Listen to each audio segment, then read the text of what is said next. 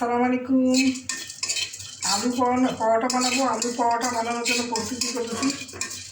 আলু পরোটার শুকনো মরিচ নিলাম 4টা, আধা চামচ জিরা, আধা চামচ ধনিয়া, গোটা ধনিয়া, আর আধা চামচ হলো মৌরি বা সব যেটাই বলা যায়।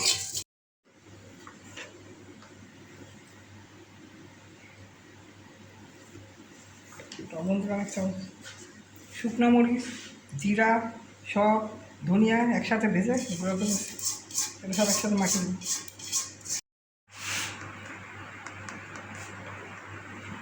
আটা নিয়েছি 3টা গুলির মতন। লবণ 1 চামচ থেকে সামান্য কম নিলাম, দেবো তেল।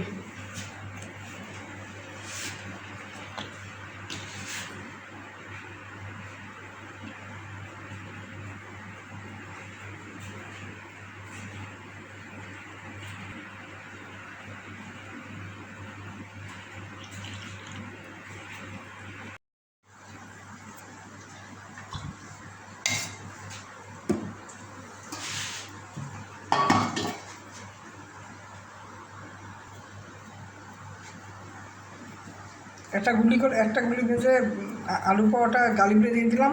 এটা ভাজতেছি।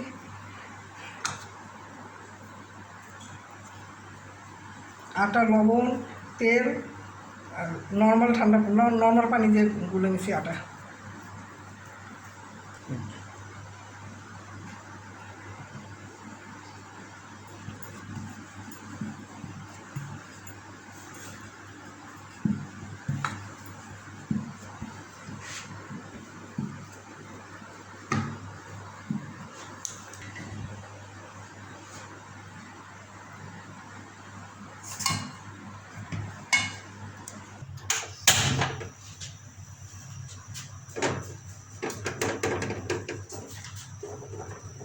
উল্টাবো, এটা দেখা যাচ্ছে।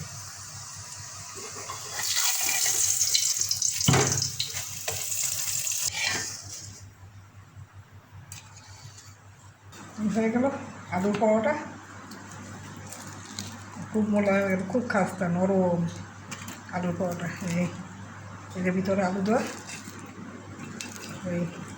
খুব সুন্দর আলু পাওয়াটা। এই যে ভিতরে এই আলু